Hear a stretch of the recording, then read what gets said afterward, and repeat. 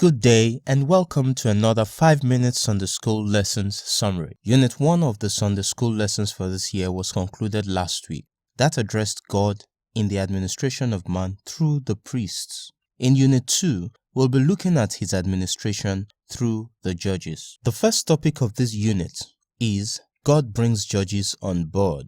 At the end of this lesson, we should be able to explain God's holiness and hatred for idolatry. He punishes sin. We should also be discussed the fact that his arms of mercy are waiting for the repentant.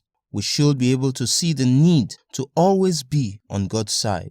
And then lastly, we'll discuss Othniel, the first Israelite judge, and his accomplishments. As usual, the lesson is divided into two divisions. 1. He disdains Israel's apostasy, and 2. He starts with Othniel. Today, we'll be looking at the first division. He disdains Israel's apostasy. In this division, we'll be looking at two subtopics. Joshua's leadership ended, and just like that, Israel apostatized. So we'll be looking first at Joshua's leadership ended. God settled Israel in Canaan through Joshua's leadership after Moses' departure. Right from before leaving Egypt, God has consistently been gracious to Israel. He won them over and over against idolatry. Remember that while in the wilderness, they had been so impatient with God that they created and worshipped a golden calf. God had destroyed many of them. God also warned them not to make covenants with the people they would meet in the promised land, but they were to destroy their altars. Israel did not seem to have learned her lesson. They despised God's faithfulness and regularly disobeyed him. God had to punish them. Because of their unfaithfulness, he made the people of the land thorns and snares to them. At Bochim, he rebuked them, and the people repented. This was during the time that Joshua was still alive. For Joshua's remaining period of leadership, the people returned to serve God. Before Joshua's death, he called all the leaders and admonished them to continue to serve the Lord, and the people made up their minds that they would do so. Joshua's heart was drawn to God, and he was able to influence the people to follow God. So the second part says, just like that, Israel apostatized. What does it mean to apostatize? Apostasy means to stand away or abandon. In our context, it means to abandon God or renounce him. So first, let us recount some of those ways that God had shown his faithfulness to Israel.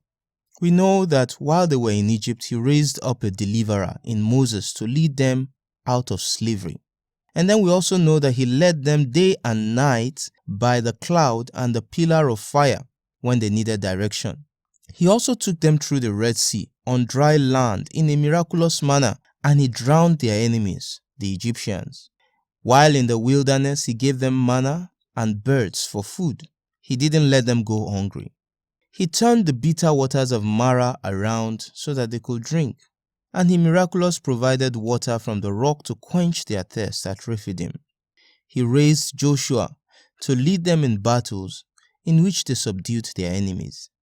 And lastly, he enabled them to settle down in the promised land which he had promised them from the beginning. Having enjoyed all this goodness and graciousness of God, why would Israel again go into apostasy? Because we hear that after Joshua and all those of his generation died, Israel fell away and abandoned God. They again refused to remember his goodness to them. They started worshipping foreign gods called Baalim, that means lords. God again had to punish them and give them to the hands of their enemies. But God will not abandon his people to suffering. Each time they called back on him, he would raise judges to rescue them. God is patient, he is merciful, and he is forgiving, but his patience should not be counted as slackness. He always calls the erring to repentance. So our lessons derive. Although God raises leaders to represent him, we must learn to follow God himself and not just the leaders. If not, when those leaders leave the scene, backsliding will occur. Secondly, Israel had waited till they were in trouble before they started seeking God. Brothers, sisters, don't wait for challenges to make you seek God. Seek him always. God bless you. Have a great week ahead, and don't forget to subscribe so that you can get notifications whenever new videos are made.